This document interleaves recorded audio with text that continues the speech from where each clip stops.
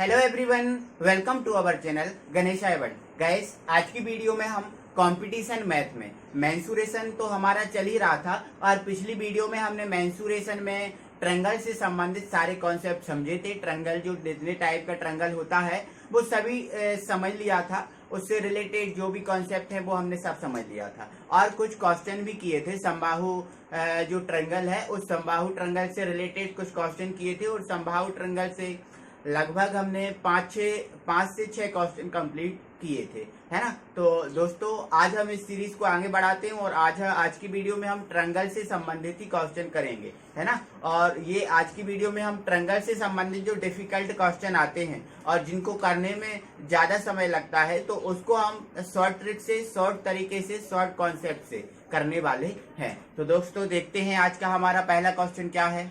दोस्तों, हमारा पहला क्वेश्चन आ गया है और देखो क्या बोला है। एक त्रिभुज की भुजाएं, अब एक त्रिभुज है, उस त्रिभुज की भुजाएं 3 सेंटीमीटर, 4 सेंटीमीटर, 5 सेंटीमीटर हैं। इसका क्षेत्रफल बताइए। तो दोस्तों, अगर हम इस त्रिभुज को ड्रॉ करें तो इसमें क्या बोला है, एक त्रिभुज की भुजा दी है 3 सेंटीमीटर, 4 सेंटीमीटर और 5 सेंटीमीटर, ठीक है। अगर हम अभी इसमें देखें तो ये विषम बाहु त्रिभुज बन रहा है। कौन सा बन रहा है? विषम बाहु त्रिभुज बन रहा है। और विषम बाहु त्रिभुज का जो हम क्षेत्रफल है, एरिया है, वो हम हैरो के फॉर्मूले से निकालते हैं। किसके?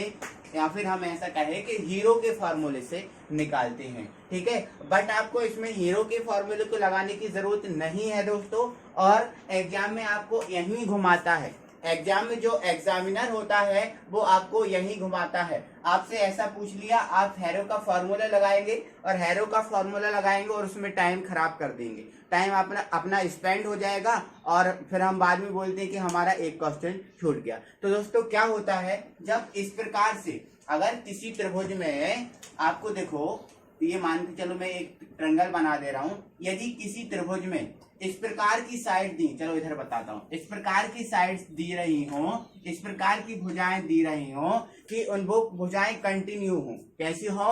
वो भुजाएं कंटिन्यू हो और प्रत्येक भुजा में केवल किसका डिफरेंस हो? एक का डिफरेंस हो। कितने का डिफरेंस हो? एक का डिफरेंस हो। अगर मैं क्या बोल रहा हूं उसको समझो। अगर किसी त्रिभुज की भुजाएं इस प्रकार से दी रही हो और प्रत्येक में डिफरेंस कितने का हो? एक का हो, तो वो त्रिभुज होता है दोस्तों, वो त्रिभुज समकोण त्रिभुज की तरह बिहेव करता है। किसकी तरह? समकोण त्रिभुज की तरह बिहेव करता है। एक बात याद रखना। और समकोण त्रिभुज की तरह जब बिहेव करेगा तो समकोण त्रिभुज का क्षेत्रफल क्या होगा? 1/2 आधार गुणित ऊंचाई। ये आपको पता है। समकोण त्रिभुज का क्षेत्रफल क्या होता है? 1/2 आधार गुणित ऊंचाई।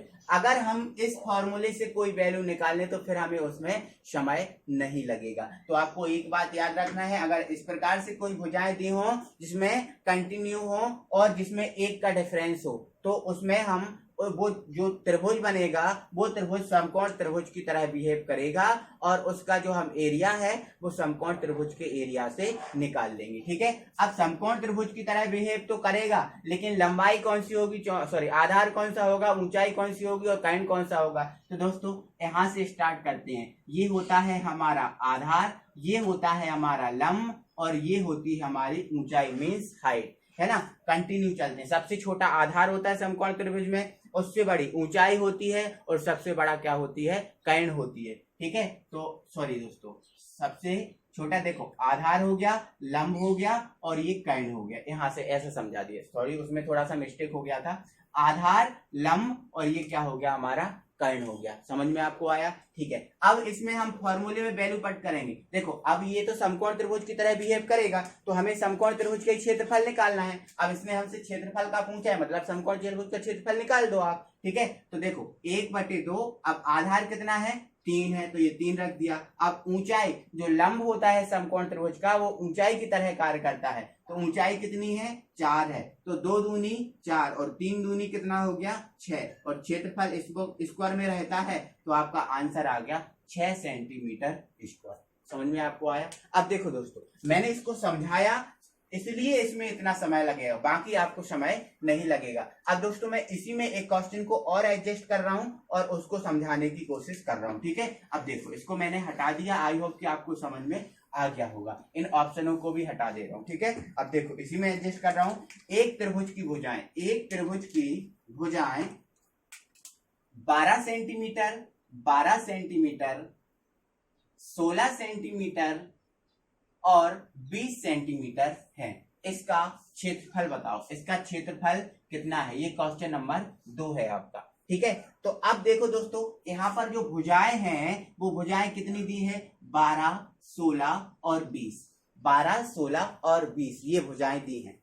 तो क्या हम इसको, जो हमने लास्ट क्वेश्चन था, पिछला क्वेश्चन किया था, उसकी तरह ये अगर होता, अगर इसमें कंटिन्यूअसली भुजाएं होती तो अपन त्रिभुज का क्षेत्रफल लगा के इसको निकालते। अब इसमें हीरो का फॉर्मूला लगाना पड़ेगा, तो ये तो लंबा पड़ जाएगा। नहीं दोस्तों, आपको एग्जामिनर सिर्फ घुमाता है। मैंने क्या बोला? एग्जामिनर सिर्फ आपको घुमाएगा। ये क्वेश्चन उसी का क्वेश्चन है, उसी जैसा क्वेश्चन है। देखो आप ये बताओ कि यदि हम इसमें 4 का भाग लगा दे तो कितना मिलेगा? 3। इसमें 4 का भाग लगा दे तो कितना मिलेगा? 4। और इसमें 4 का भाग लगा दे तो कितना मिलेगा? 5। अब देखो, आप ये देखो कि भुजाएं तो इसकी कंटिन्यू है। भुजाएं तो इनकी कंटिन्यू है, प्रत्येक में डिफरेंस 1 का है। बस उसने क्या किया, इसमें 4 का मल्टीप्लाई करके ये घुमा दिया। 4 का मल्टीप्लाई करके आपको बस घुमा दिया। भुजाएं तो इसकी वास्तविकता में देखें तो कंटिन्यू है। समझ में आपको आया? तो आपको इसको, जो आपके जो भुजाएं हैं, मतलब ये कंटिन्यू थी। अब कंटिन्यू थी तो मतलब ये समकोण त्रिभुज की तरह बिहेव करेगा। अब जब समकोण त्रिभुज की तरह बिहेव करेगा तो यहाँ पर ये क्या होता है? आधार होता है, ये लंब होता है और ये कर्ण होता है। तो इसकी जगह पे 12 है, तो अपन ये 12 आधार हो गया, ये लंब हो गया और ये क्या हो गया? कर्ण हो गया। आप त्रिभुज का क्षेत्रफल लगाओ डायरेक्ट, 1/2 आधार गुणित ऊंचाई। समझ में आपको आ रहा है? ठीक है। तो ये आपका 1/2, आधार कितना है? 12 है। ऊंचाई कितनी है? 16 है ना। तो 2 छींग 12 हो गया और 16 पंजे 80 होता है और 16 6 96। तो आपका 96 सेंटीमीटर स्क्वायर आंसर आ गया। समझो आपको आ गया, कोई दिक्कत नहीं होगी। मुझे ऐसा आशा है कि अब इस टाइप से क्वेश्चन अगर आएंगे तो आप एक एक्स्ट्रा दिमाग चलाओगे और उसमें देखोगे कि कहीं ये ऐसा बन रहा है तो ठीक है, और नहीं बन रहा तो हीरो का फॉर्मूला आपके पास है। अगर ऐसा बन रहा है तो आप ऐसा कर दो। और मुझे तो ऐसा लगता है कि मोस्टली इस टाइप से घुमा के क्वेश्चन देता है एग्जामिनर। समझ में आपको आया? तो आप देखोगे क्वेश्चन को, उसमें दिमाग लगाओगे कि वास्तविकता इसकी क्या है ना, और उस वास्तविकता के अकॉर्डिंग आप इसका आंसर निकाल दोगे। तो इसका आंसर क्या है दोस्तों? 96 सेंटीमीटर स्क्वायर। अब दोस्तों इसी में मैं एक क्वेश्चन और राइट कर रहा हूं, ठीक है। अब उसको, क्वेश्चन नंबर ये 3 होगा, उस क्वेश्चन को आप समझो, ठीक है। तो चलो इस क्वेश्चन नंबर 3 को हम देख लेते हैं। 1 मिनट। एक त्रिभुजाकार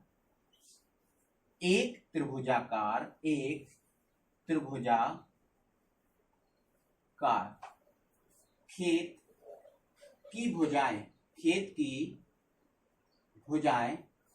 की भुजाएं 20 मीटर,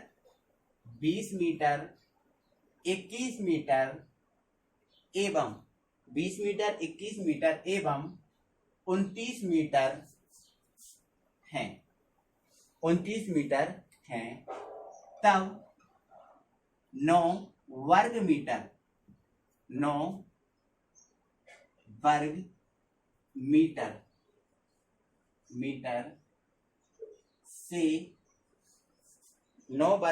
1 मिनट, 9 प्रति वर्ग मीटर की दर से फसल काटने में खर्च कितना आएगा? 9 प्रति वर्ग मीटर की दर से फसल काटने में कितना खर्च आएगा? ठीक है, ये आपसे बोला है, ठीक है। अब दोस्तों इसने क्या बोला? एक त्रिभुजाकार, मतलब ये त्रिभुज के आकार का ही खेत है जिसकी भुजाएं 20 है, 21 है और 29 है ना। तब 9 प्रति वर्ग मीटर, मतलब आपसे ये बोला है 9 मीटर स्क्वायर, मतलब मतलब 1 मीटर स्क्वायर है उसका आपसे 9 रुपया लेगा। उसने क्या बोला? 9 प्रति वर्ग मीटर, मतलब 1 मीटर स्क्वायर का वो कितना लेगा? 9 रुपया लेगा, ठीक है।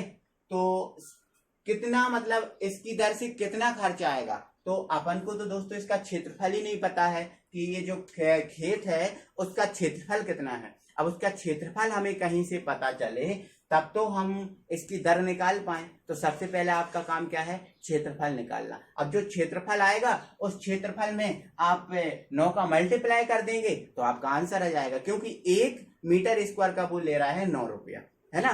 तो अब जितना क्षेत्रफल आएगा उतने में हम 9 का मल्टीप्लाई कर देंगे तो आपका आंसर आ जाएगा। लेकिन सबसे पहला आपका काम क्या है, क्षेत्रफल निकालना। किसका काम है, आपका क्षेत्रफल निकालने का। ठीक है, तो क्षेत्रफल निकाल लो। तो भुजाएं आपको क्या दी है, 20। भुजाएं आपको क्या दी है, 1 मिनट मार्कर चेंज कर ले रहा हूं मैं।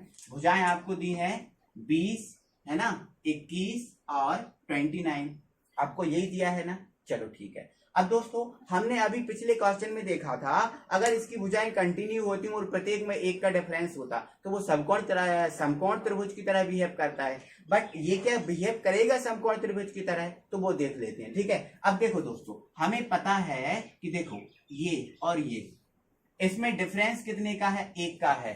कितने का डिफरेंस है, 1 का है। अब इसमें डिफरेंस 1 का नहीं है, तो ये समकोण त्रिभुज की तरह बिहेव नहीं करेगा, तो बिल्कुल करेगा। क्योंकि दोस्तों हमें तो पहले 2 से मतलब है। हमें किससे मतलब है, पहले 2 से। हमें जो समकोण त्रिभुज होता है उसका एरिया क्या होता है, आधार और ऊंचाई होता है। ठीक है, तो देखो आधार और ऊंचाई और कर्ण, है ना। तो आधार ये हो गया, अब ऊंचाई ये हो गई, मतलब लंब ये हो गया और कर्ण ये हो गया। हमें तो पहले में देखो, अगर 3 भुजाओं में से किसी एक में 1 का डिफरेंस मिल जाए तो मतलब वो समकोण त्रिभुज की तरह बिहेव करेगा, मतलब करेगा, है ना। और मोस्टली तीनों में मिलेगा तो कोई बात ही नहीं है, और पहले 2 में मिल जाए तो भी आपका काम चल जाएगा। तो पहले 2 में 1 का डिफरेंस है, मतलब ये समकोण त्रिभुज की तरह बिहेव करेगा। अब ये समकोण त्रिभुज की तरह बिहेव करेगा तो ये आधार हो गया और ये लंब हो गया और ये क्या हो गया, कर्ण हो गया।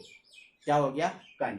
अब हमें आधार और लंब से मतलब है, मतलब आधार और ऊंचाई से मतलब है, तो इसमें हम वैल्यू पुट करेंगे तो आधार कितना है, 20 है ना। ऊंचाई कितनी है, 21 है। 2 से काट दो, क्या आ गया, 10, और 2 धाम के 10 हो गया। मतलब हमारा जो क्षेत्रफल आया है वो 210 मीटर स्क्वायर है। मतलब हमारा जो क्षेत्रफल है वो 210 मीटर स्क्वायर है, और 1 मीटर स्क्वायर का वो कितना ले रहा है, 9 रुपए। तो 210 का कितना लेगा, तो 210 में आप 9 का मल्टीप्लाई कर दो, तो 9 एकम 9, 9 दूनी 18, मतलब 1890 रुपए का खर्च आएगा। समझ में आपको आया, 1890 रुपए का खर्च आएगा। इसमें दोस्तों मैंने ऑप्शन को मेंशन नहीं किया है ना। बाकी क्वेश्चन को मैं पूरा कोशिश कर रहा हूं समझाने के लिए, आपके दिमाग में डालने के लिए। ठीक है, तो आई होप दोस्तों कि आपको ये समझ में आ रही होगा चीजें कि मैं क्या समझा रहा हूँ, समझ में आपको आ रहा होगा। ठीक है, तो इस टाइप से आपको देखना है कि आपका क्वेश्चन क्या बोल रहा है और आंसर क्या है। देखो आप इसको हैरो के फॉर्मूले से करते तो पहले आप एस निकालते, फिर एबीसी का उसमें बड़े बड़े वो अंडर रूट वाले में वैल्यू पुट करते, तो उसमें समय लग जाता, ज्यादा समय लग जाता है ना। इसलिए चीजों को समझिए और उनको इजी करने की कोशिश कीजिए। ठीक है, तो दोस्तों आई होप कि आपको ये समझ में आ गया होगा। इसके बाद दोस्तों हम अगला क्वेश्चन देख लेते हैं। दोस्तों हमारा अगला क्वेश्चन है, एक समबाहु त्रिभुज की ऊंचाई। एक समबाहु त्रिभुज है जिसकी ऊंचाई आपको अंडर रूट 6 सेंटीमीटर दी है, तो इसका क्षेत्रफल आपको बताना है कि इसका क्षेत्रफल क्या है। इसका क्षेत्रफल हमें फाइंड करना है। ठीक है, तो ये वेरी इजी क्वेश्चन है दोस्तों। आपको पता है समबाहु त्रिभुज जो का क्षेत्रफल है वो क्या होता है, √3/4a², मतलब भुजा का स्क्वायर। ये समबाहु त्रिभुज का क्या होता है, एरिया होता है। क्या होता है, एरिया। और जो समबाहु त्रिभुज होता है उसकी हाइट क्या होती है, उसकी हाइट होती है √3/2 इंटू भुजा, इंटू क्या होता है, भुजा। दोस्तों ये मैंने पिछली वीडियो में आपको सब चीजें क्लियर कर दी हैं। यदि आपने उसको नहीं देखा दोस्तों तो वीडियो के डिस्क्रिप्शन में उसका लिंक दिया है, आप उसको जाकर देख सकते हैं, क्योंकि वो आपका थ्योरेटिकल टॉपिक था और थ्योरेटिकल टॉपिक को मैंने उस वीडियो में कवर कराया। तो ठीक है, उसको जाके देख लेना। ठीक है, अब यदि दो कॉन्सेप्ट और हम इसमें बात कर लेते हैं दोस्तों। जो समबाहु त्रिभुज होता है उसके अंतःवृत्त की जो रेडियस होती है वो त्रिज्या क्या होती है, a/2√3, a/2√3। और जो बाह्य वृत्त ये अंतः की है, किसकी है, अंतः की है। और ये बाह्य वृत्त होता है, उस बाह्य वृत्त की रेडियस क्या होती है दोस्तों, वो होती है a/√3। ये चीजें आप याद रखना, ठीक है। अब इसमें हमसे बोला क्या है दोस्तों, एक समबाहु त्रिभुज की ऊंचाई है ना, मतलब आपको हाइट बोला है, इसका क्षेत्रफल बताओ, ठीक है। तो समबाहु त्रिभुज की जो हाइट होती है दोस्तों वो क्या होती है, √3/2 इंटू भुजा, इंटू क्या होता है, भुजा, ये होती है। Any problem? अब यहाँ पर समझिए आप बात को, आप यहाँ पर बातों को समझो। देखो यहाँ पर कितना है, एच की ऊंचाई कितनी है, √6, तो यहाँ पर आप √6 पुट कर दोगे तो √3 क्या हो जाएगा, 2 इंटू क्या हो जाएगा, ये हो जाएगा। Any problem? ठीक है, कोई दिक्कत नहीं। आप क्या कीजिए दोस्तों, इसको आप इधर ले जाओ, है ना, या फिर आप क्या कर दो, दोनों का स्क्वायर कर दो, दोनों का स्क्वायर कर दो तो ये रूट हट जाएगा, या फिर जैसा आपको करना है वैसा कर लो, मुझे कोई दिक्कत नहीं है, ठीक है। चलो मैं तो क्या कर रहा हूँ, इसको इधर ले जा रहा हूँ, इसको इधर ले जा रहा हूँ, तो ये 2√6 ये अपॉन में चला जाएगा, तो ए अपॉन में 3, है ना, तो ये इज इक्वल टू में क्या बचेगा हमारा, ए बच जाएगा, क्या बच जाएगा, ए बच जाएगा, ठीक है। तो 3 दूनी क्या हो जाएगा, 6, 3 दूनी क्या हो जाएगा 6, तो अंडर रूट में क्या आ गया 2 और ये 2, तो मतलब 2√2, ये ए की जो वैल्यू है वो हमारी आई है 2√2, है ना, ए निकल गया। हमें क्या करना है, क्षेत्रफल निकालना है, तो क्षेत्रफल का फॉर्मूला तो ये होता है। अब देखो ए हमारा निकल गया है, बस इसमें वैल्यू पुट करना है, आपका आंसर कर आ जाएगा, ठीक है। तो अब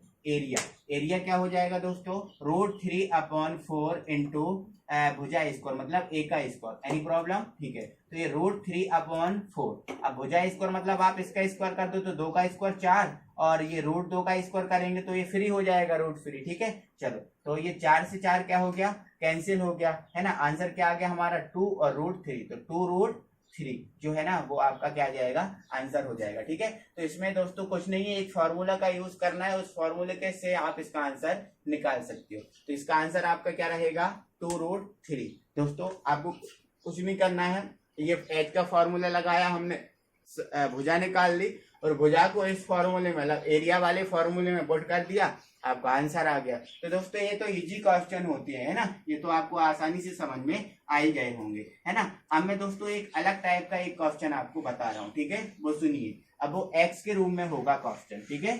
चलो तो क्वेश्चन नंबर हमारा 5 रहेगा, इसमें हम ऑप्शन नहीं रखेंगे, चाहे तो हम ऑप्शन रख भी सकते हैं, कोई दिक्कत नहीं है, ठीक है। तो देखो एक समबाहु त्रिभुज की मध्यिका x है, एक समबाहु त्रिभुज की मध्यिका क्या है, x है, तब इसका क्षेत्रफल बताइए। अब इसने हमसे बोला है एक समबाहु त्रिभुज है, इस समबाहु त्रिभुज की मध्यिका क्या है, x है, अब इसका क्षेत्रफल बताओ। तो सबसे पहले मैं दोस्तों एक समबाहु त्रिभुज आपको ड्रॉ करके बता रहा हूँ, ठीक है, ये समबाहु त्रिभुज हो गया। अब इसकी मध्यिका x है, तो मध्यिका आप जानते हो क्या होती है, तो मध्यिका दोस्तों ये किसी एंगल के मध्य से खींची जाती है, और सामने वाली भुजा पर क्या होती है, लंब होती है, ठीक है। तो यहाँ एंगल जो है यहाँ पर बन रहा है, इसके मध्य से खींची और इस पर क्या बन गई है, लंब इसने बना लिया, ठीक है, ये मध्यिका। उसने बोला है ये x है, एक मध्यिका है ना वो x, मतलब इसकी जो लंबाई है वो कितनी है, x है, कितनी है, x है, ठीक है। अब हमें क्या बताना है, इसका क्षेत्रफल बताना है, ठीक है। तो आप दोस्तों ये बताओ कि जो समबाहु त्रिभुज होता है उसमें प्रत्येक भुजा समान होती है, बोलो होती है क्या। तो देखो मान लिया हमने प्रत्येक भुजा इसकी समान है, और वो प्रत्येक भुजा क्या है, a है, ये भी a होगा, ये भी a होगा, ये भी a होगा, ठीक है। अब हमें तो दोस्तों क्या करना है, इसका क्षेत्रफल निकालना है। अब क्षेत्रफल निकालने के लिए हम, एक मिनट, इसके ऑप्शन में दोस्तों मेंशन कर रहा हूँ। ऑप्शन है हमारा x² 1/2 x², x² 1/2 x², ठीक है। अगला ऑप्शन है हमारा √3/2 x², √3/2 x²। अगला है हमारा √3/3 x²। ये x है, मतलब इसके ऑप्शन है, ये हमारा a वाला है, ये b है, ये c है, और ये d है, ये ऑप्शन है इसके, ठीक है। तो अब दोस्तों इसमें हमें क्वेश्चन में समझना होगा कि क्वेश्चन हमसे पूछ क्या रहा है, किस रूम में पूछ रहा है ना। तो दोस्तों इसमें हमें जो क्षेत्रफल है वो किस रूम में पूछ रहा है, x के रूम में पूछ रहा है, किसके रूम में पूछ रहा है, x के रूम में। मीन्स दोस्तों हमें जो x है यहाँ पर, उस x की वैल्यू निकालनी पड़ेगी पहले, उस x की वैल्यू हमें क्या करनी पड़ेगी, निकालनी पड़ेगी पहले, ठीक है। तो अब देखो पहले x की हम वैल्यू निकालते हैं ना, तो समझना आप बात के लिए जरा, ठीक है। अब देखो ये पूरी क्या है, a है, ये पूरी क्या है, a है, और ये पूरी क्या है, a है। तो आप ये बताओ पूरी a है तो इतनी क्या a/2 नहीं होगी, बोलो इतनी क्या a/2 नहीं होगी? बिल्कुल होगी। अब देखो ये त्रिभुज ए बी और ये सी और ये डी, तो इसमें आप क्या करो, पाइथागोरस प्रमेय लगा दो। इसमें आप कौन सी प्रमेय लगा दो? पाइथागोरस प्रमेय लगा दो और x की वैल्यू यहाँ पर फाइंड करो। x की वैल्यू यहाँ पर आप क्या करो, फाइंड करो। इसमें हमसे ये बोला, हाँ ठीक है, x की वैल्यू हमें क्या करना है, इसमें फाइंड करना है। तो पहले x की वैल्यू आप फाइंड कर लो, क्योंकि आंसर आपको जो क्षेत्रफल है वो x के रूप में आ रहा है। ठीक है, चलो तो x की वैल्यू अगर हम फाइंड करेंगे तो इसमें पाइथागोरस प्रमेय लगाएंगे तो क्या होता है, sin का वर्ग मतलब a का वर्ग है ना, लंब का वर्ग मतलब x का वर्ग प्लस आधार का वर्ग मतलब a/2 का वर्ग। समझ में आपको आया? ठीक है, x की वैल्यू निकालनी है, x की वैल्यू निकालनी है तो आप क्या करो, उसको जो है ना ये इसको इस तरफ ले जाओ, तो ये हो जाएगा a² माइनस, अब देखो इसका स्क्वायर ओपन कर देंगे तो ये स्क्वायर अपॉन क्या हो जाएगा, 4 हो जाएगा। a² अपॉन क्या हो जाएगा, 4 हो जाएगा। इज इक्वल टू हमारा क्या आ गया, एक x² आ गया, x² आ गया, है ना। या फिर दोस्तों आप एक काम और कर सकते हो, वो काम क्या है, देखो आप ये बताओ, त्रिभुज का हमें समबाहु त्रिभुज का क्षेत्रफल क्या होता है, √3/4 इंटू भुजा का स्क्वायर, यही होता है ना, √3/4 इंटू भुजा का स्क्वायर, ये क्षेत्रफल होता है। ठीक है, तो आप क्या कीजिए दोस्तों, यहाँ पर पहले इसको आप सॉल्व कीजिए। ठीक है, तो इसको सॉल्व करेंगे तो देखो यहाँ पे इसको हम सॉल्व करेंगे तो ये इसके अपॉन में क्या हो गया, 1 हो गया, 4 आ गया। ठीक है, इसको इधर ले जाओ तो ये 4a² माइनस का a² is equal to x²। तो यहाँ से हम 4 में से a को घटा देंगे तो 3a² अपॉन आ जाएगा 4 इज इक्वल टू x²। अब आप a² की देखो, यहाँ पर हमारा जो क्षेत्रफल क्या होता है, समबाहु त्रिभुज का जो एरिया होता है वो क्या होता है, √3/4a², मतलब हमें a² की वैल्यू चाहिए यहाँ से। ठीक है, तो देखो इसको आप इधर ले जाओ, इसको आप बटे में ले जाओ। ठीक है, तो 3a² या फिर हम डायरेक्ट सॉल्व कर देते हैं, तो a² बराबर क्या आ जाएगा, 4x² अपॉन 3, ये चीज आ जाएगी। समझ में आपको आ रहा है, 4x² अपॉन 3, देखो ये ऊपर आएगा, ये अपॉन में जाएगा, मतलब a² की वैल्यू हमने फाइंड कर ली है। ठीक है, अब हमें एरिया जो है समबाहु त्रिभुज का एरिया हमें फाइंड करना है, तो एरिया का फॉर्मूला ये होता है। ठीक है, तो आप क्या कीजिए, इसमें वैल्यू पुट कीजिए, तो √3/4 तो है, अब a² की वैल्यू क्या है, a² की वैल्यू है 4x² अपॉन 3, यही चीज है ना, तो इससे इसको कैंसिल कर दीजिए, आंसर आपका क्या बचा, √3/3x², √3/3x², ये आपका आंसर आ गया और यही आपका आंसर है। समझ में आपको आया? देखो मैंने क्या किया दोस्तों, एक समबाहु त्रिभुज की मध्यिका आपको दी थी x,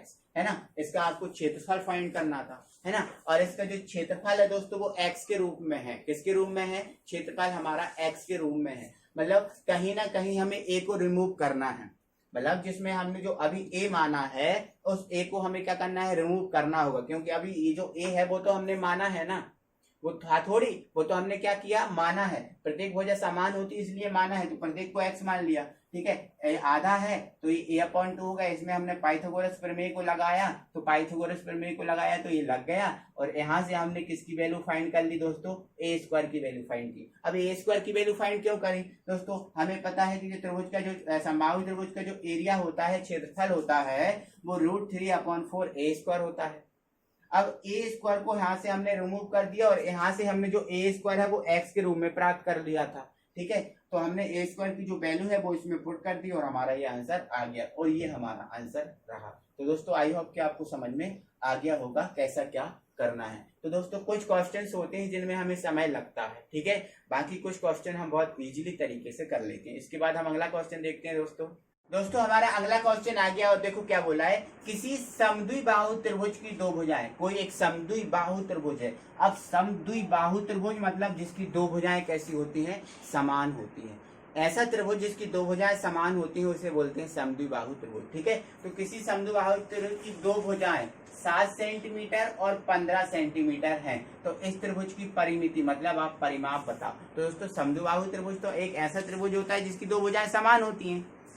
समझ में आपको आया, दो भुजाएं इसकी कैसी होती हैं, समान होती हैं। एक ऐसा त्रिभुज होता है हमारा समद्विबाहु त्रिभुज। समझ में आपको आया। अब इसकी दो भुजाएं क्या है, एक 7 दी है और एक 15 दी है। एक मान लिया ये 7 दी है और ये कितनी दी है, एक 15 दी है। एक ये 7 दी है और एक ये 15 दी है। ठीक है, अब ये त्रिभुज थोड़ा सा मैं अलग टाइप से बनाता हूँ दोस्तों, ये इस टाइप से मैं त्रिभुज को बनाता हूं। ठीक है, ये एक 7 दी है और एक क्या दी है, 15 दी है। कितनी दी है, 15। अब समद्विबाहु त्रिभुज में कितनी भुजाएं समान होती हैं, 2 भुजाएं समान होती हैं।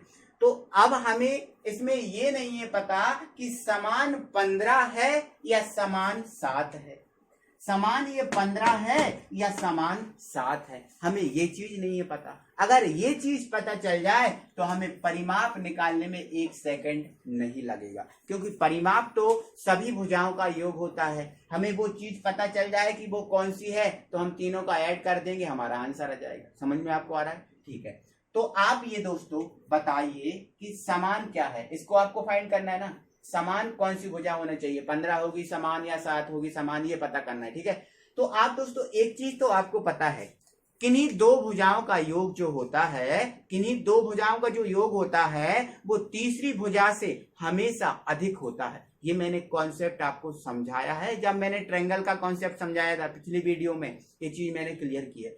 आपको पता है 2 भुजाओं का योग तीसरी भुजा से हमेशा कैसा होता है, अधिक होता है, ये चीज आपको पता है।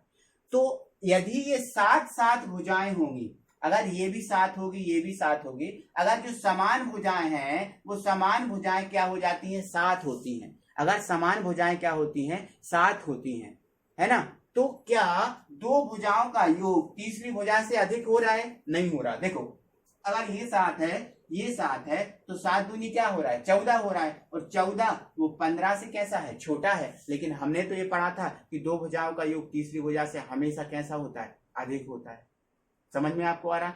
मतलब ये तो हमने देखा इनका योग तीसरी भुजा से क्या आ रहा है, कम आ रहा है। मतलब ये जो 7 भुजाएं हैं वो 7 भुजाएं नहीं हो सकती। अब 7 नहीं हो सकती तो 15 आपकी कंफर्म है।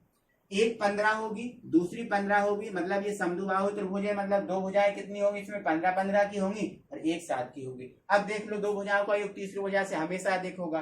15 और 7 कितना होता है, 22, जो 15 से अधिक है। 15 7 22, 15 से अधिक है। 15 15 30, 7 से अधिक। समझ में आपको आ रहा है? मतलब 2 भुजाओं का योग तीसरी भुजा से अधिक अब आ रहा है, मतलब ये चीज आपकी सही है। अब आपसे पूछा है परिमिति बताओ, तो परिमिति बताओ मतलब तीनों को क्या कर दो, जोड़ दो। परिमाप तो क्या होता है, तीनों भुजाओं का योग, तो इनको जोड़ दो। 15 15 30 और 7 37। आंसर आपका कितना आ गया, 37। आंसर आपका कितना आ गया, 37 आ गया। तो बस दोस्तों आपको एग्जामिनर घुमाता है कि आपका दिमाग कितना चल रहा है, कितना आप एक्टिव हैं, बस ये चीज आपको दिखाता है एग्जामिनर, है ना। बाकी क्वेश्चन तो इजी होते हैं, है ना। क्वेश्चन उसी लिमिट में होते हैं जो आपके लिए समय होता है। ठीक है, तो आइए दोस्तों हम अगला क्वेश्चन देखते हैं इसका। दोस्तों हमारा अगला क्वेश्चन है, एक समबाहु त्रिभुज की प्रत्येक भुजा 24 सेंटीमीटर है। एक समबाहु त्रिभुज है, इस समबाहु त्रिभुज की जो प्रत्येक भुजा है वो 24 सेंटीमीटर है ना। अंतःव्रत मतलब इसके, यहाँ लिख दे रहा हूं, इसके अंतःव्रत यहाँ पर ऐड नहीं कर पाया हूं, अंतःव्रत का क्षेत्रफल क्या होगा। इसके जो अंतःव्रत मतलब जो अंदर इसके व्रत बना है, इस व्रत का क्षेत्रफल बनाओ। अगर इसके अंदर एक व्रत बना है, उस व्रत का आप क्षेत्रफल बताओ कि ये व्रत का क्षेत्रफल क्या है। समझ में आपको आया? तो दोस्तों व्रत का जब भी क्षेत्रफल आता है तो व्रत के क्षेत्रफल में हमें 2 चीजों की आवश्यकता होती है। किसकी? एक हमें पाई, तो पाई की तो वैल्यू कोई पता ही नहीं है, पाई की तो वैल्यू हमें पता ही होती है। बस एक चीज की आवश्यकता होती है, रेडियस की। अगर हमें व्रत के क्षेत्रफल में रेडियस पता है तो हम उसका आंसर कैसे भी करके निकाल ही लेंगे, है ना। तो दोस्तों मैंने जब आपको समबाहु त्रिभुज का कॉन्सेप्ट पूरा क्लियर किया था, समझाया था, तो उसमें मैंने ये चीजें बताई थी कि समबाहु त्रिभुज में जो अंतःव्रत होता है, उस अंतःव्रत की जो रेडियस होती है वो क्या होती है, a/2√3, ये चीज होती है। ओके, और जो बाह्य व्रत होता है, मतलब ये समबाहु त्रिभुज है, इसके कोई बाहर व्रत बना हुआ है, तो उस बाह्य व्रत की जो रेडियस होती है वो होती है a/√3। ये मैंने आपको क्लियर किया था, समझ में आपको आया? तो देखो अंतःव्रत की रेडियस क्या होती है, a/2√3 ये होती है। बस हमें किसी भी जो व्रत है उस व्रत का क्षेत्रफल निकालने के लिए हमें रेडियस की आवश्यकता होती है। समझ में आपको आया? और रेडियस आपको ये दी है ना। कोई दिक्कत है? चलो यहाँ अपन इसको सॉल्व करते हैं। देखो आंसर इसमें किसके रूप में, पाई में पूछ रहा है, मतलब पाई की कोई वैल्यू पुट नहीं करनी। आंसर हमें पाई में दिया है, मतलब पाई की वैल्यू पुट नहीं करनी, तो पाई आप सेम रख दो। ठीक है, अब आर क्या है, अब देखो आर क्या है, a/2√3 होता है, तो a/2√3 अब ये स्क्वायर है तो इसका आप स्क्वायर कर दो। लेकिन जो दोस्तों भुजा है, भुजा तो आपको दी है, भुजा कितनी दी है आपको? 24 दी है। कितनी दी है? 24 दी है। तो देखो ये पाई और ये जो भुजा आपको 24 दी है, तो आप क्या करो, इसका 24 रख दो, है ना। अब ये 2√3 का स्क्वायर है तो स्क्वायर कर दो। क्लियर है? अब देखो पाई है ना, अब ये 24 इसका स्क्वायर ओपन करूंगा तो 24 इंटू 24 दो बार लिखूंगा। अब इसका स्क्वायर ओपन करूंगा तो 2 का कितना हो जाएगा? 4 हो जाएगा। अब ये 3 अपना स्क्वायर से फ्री हो जाएगा, मतलब रूट से फ्री हो जाएगा, तो क्या बच जाएगा? 3, है ना। तो 4 से काट दो तो 4 कम, हाँ 4×6 24, है ना। 4×6 कितना आ जाएगा? 24 आ जाएगा। इसके बाद 3 से काट देंगे तो 3 दूनी कितना आ जाएगा? 6 आ जाएगा। तो 24 दूनी कितना हो गया? 48, और ये पाई, तो आपका आंसर आ गया 48 पाई। तो दोस्तों आपको काटना पीटना तो आता ही है वैसे, है ना। अगर ये काटना पीटना ना समझ में आया तो आप ये क्लियर कर लेना, ठीक है। बस मेन है लॉजिक, तो लॉजिक आपको क्लियर हो गया, है ना। तो ध्यान रखना दोस्तों, एरिया वृत्त का पाई आर स्क्वायर होता है, उसमें आर की जरूरत होती है। और ये अंतःवृत्त बोला है तो अंतःवृत्त की जो रेडियस होती है वो क्या होती है? a/2√3। और जो बाह्य वृत्त होता है समबाहु त्रिभुज, बाह्य वृत्त की रेडियस क्या होती है? a/√3। तो इसमें हमने बस वैल्यू पुट किया, आंसर आ गया, है ना। कोई दिक्कत ही नहीं है, बहुत इजी है ना। इतना तो आप कंपटीशन की दुनिया में सरवाइव कर रहे हो, तो इतना सब तो आपको आता है। तो इस प्रकार से दोस्तों बाह्य वृत्त किया है तो बाह्य वृत्त के लिए कर लेना, है ना।